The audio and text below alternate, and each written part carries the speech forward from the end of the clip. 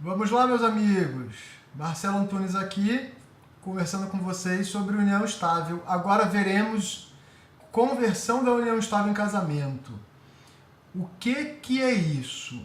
Olha lá, a Constituição Federal de 88, para quem quer um detalhe maior, no artigo 226, parágrafo 3º, ela fala o seguinte: o prefeito da proteção do Estado, para efeito da proteção do Estado, é reconhecida a união estável entre homem e mulher, SIC, como entidade familiar, devendo a lei facilitar sua conversão em casamento.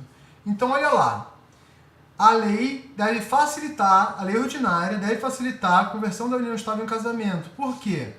Porque o casamento é melhor? Não, o casamento não é melhor. Não existe uma hierarquização entre os institutos.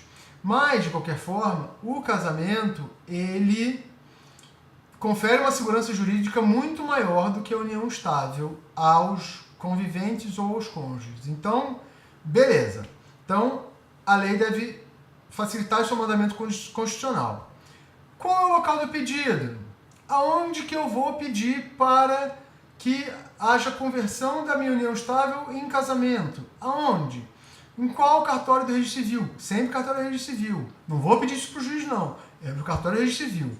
Qual é o registro civil? Do domicílio das partes, ou seu último domicílio, ok? Domicílio das partes em geral. Habilitação. Aonde...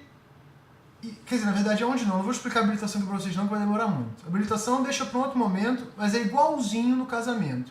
Habilitação, para que ela serve? A habilitação ela serve para verificar os impedimentos legais de um casamento ou de uma união estável registrada ou de uma união estável convertida em casamento, tá? Então o que acontece? A habilitação é um procedimento que vai ser publicado em edital, blá blá blá, mas é que basicamente para fazer uma prova documental, uma constatação documental, aquelas pessoas elas podem se casar. Porque a gente não está falando de casamento aqui, então eu vou verificar se as pessoas que convivem em união estável, se elas não estão casadas ainda. Então, se for casado, o que faz? Tem que proceder ao divórcio. Então, olha lá. Se for separada judicialmente, tiver uma união estável registrada, mesmo assim, aí eu vou precisar fazer o divórcio para depois fazer o casamento. Tá? Então, aí é nesse momento que você vê os impedimentos das pessoas.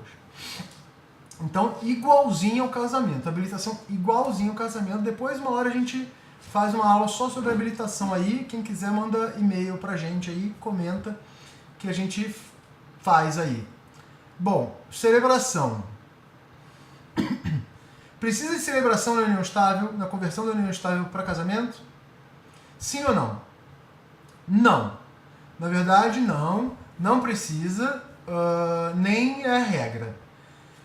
O que acontece? Ó, o item 87.2 do Código de Normas de São Paulo, capítulo 17, ele fala o seguinte: estando em termos do pedido, ou seja, estando tudo beleza, ok, será lavrado o assento da conversão da união estável em casamento, independentemente de autorização do juiz corregedor permanente, óbvio, independente de autorização do juiz, não precisa, prescindindo. O que é prescindir? É dispensando, tá? Não é imprescindível, que é imprescindível e indispensável. Prescindível é dispensável. Já aprende um pouco de português aí, que também é bom.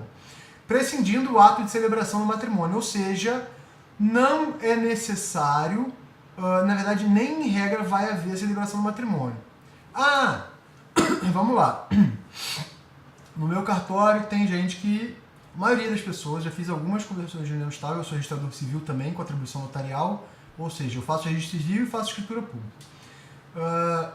Mas eu já peguei muita gente que está querendo converter a união estável em casamento, na verdade quer casar e já tem uma união estável, então ela quer aproveitar isso, enfim, para dizer que já estava junto, enfim, para aquele lado mais sentimental do que prático.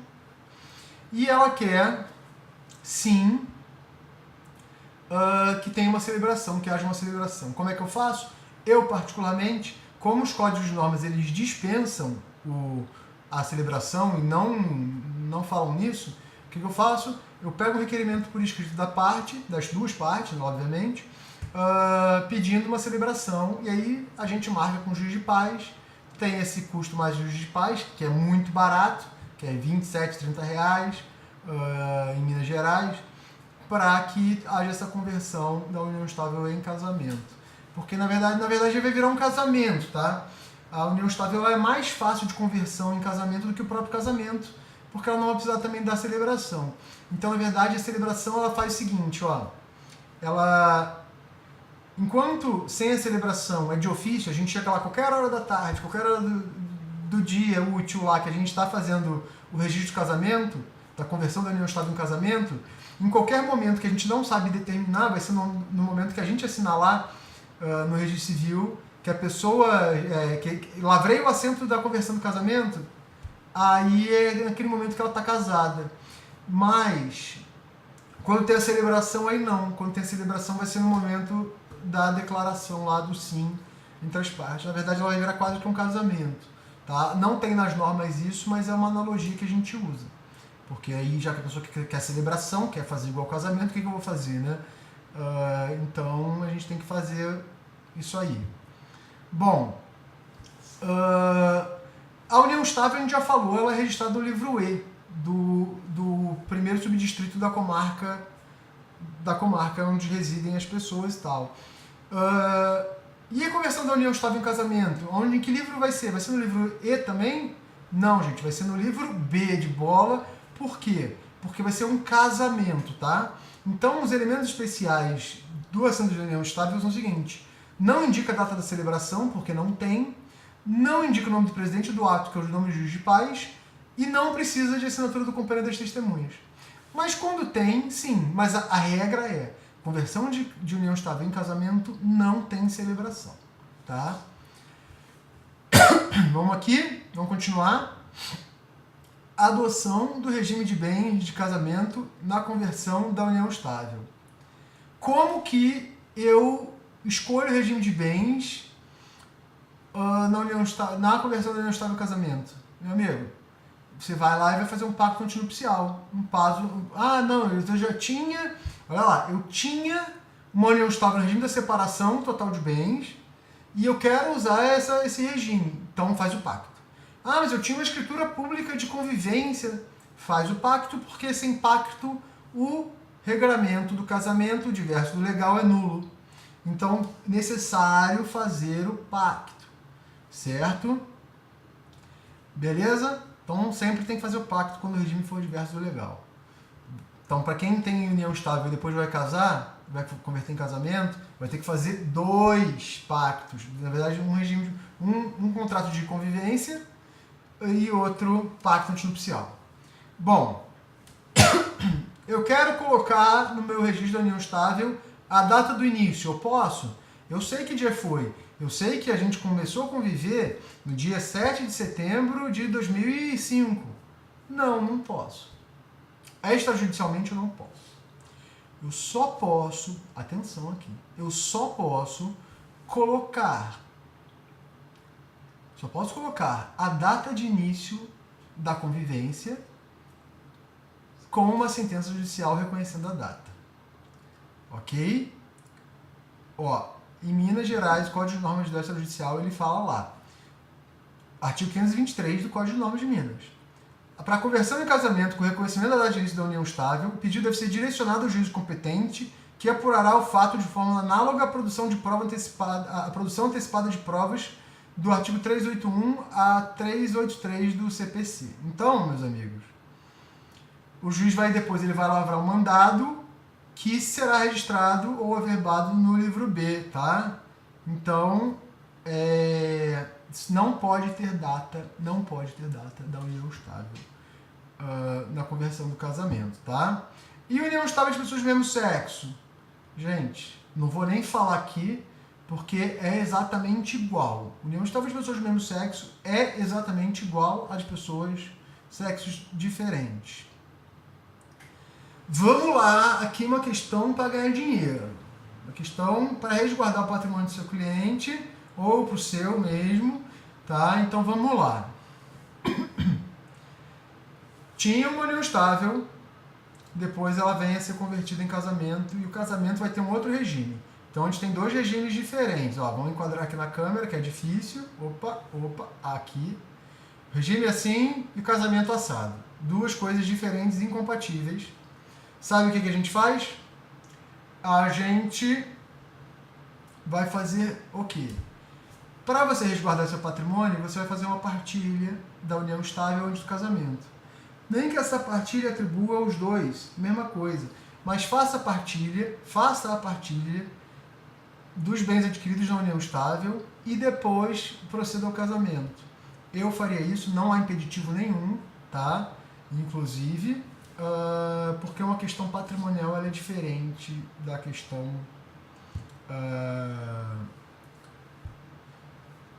do Estado Civil, tá? Patrimônio é diferente do Estado Civil. Eles se conectam em alguns momentos, mas são distintos. Vamos lá. Quando os nubentes, quando os noivos, eles são idosos, como é que acontece isso? O que acontece quando os noivos são idosos? Vamos lá. O Mário e a Lúcia, eles começaram a união estável com 20 anos de idade. 20 anos de idade. Com 85 anos de idade, o Mário, e 80, a Lúcia, eles resolvem se casar porque eles nunca casaram, sempre foram amaziados, amigados, e querem fazer já suas bodas de ouro lá, de convivência, e querem fazer um casamento. Pergunta é, qual o regime de bens que eles podem adotar? Por quê? Porque eles começaram a convivência muito antes, começaram no auge da vida. E hoje já existe uma restrição legal da separação obrigatória de bens. O que prevalece? Prevalece o regime que eles quiserem, tá? Por quê? Quando o regime da união estável não era imposto, ou seja, existia sim uma possibilidade de escolherem o regime que eles quisessem, então não tem sentido, agora que eles estão só convencionando, né, eles só estão formalizando o regime deles, que se cria uma restrição maior, tá? Isso também é válido para o casamento. Então, na verdade, essa restrição aí do Código Civil dos idosos é uma restrição que é para proteger os aproveitadores, né? Proteger os idosos dos aproveitadores por uma presunção legal. Nesse caso não tem presunção legal nenhuma, porque todos os dois são há décadas e décadas juntos, certo? Vamos dar uma paradinha aqui, próxima aula a gente continua com concubinato versus união estável. Um abraço, Marcelo Antunes aí na área.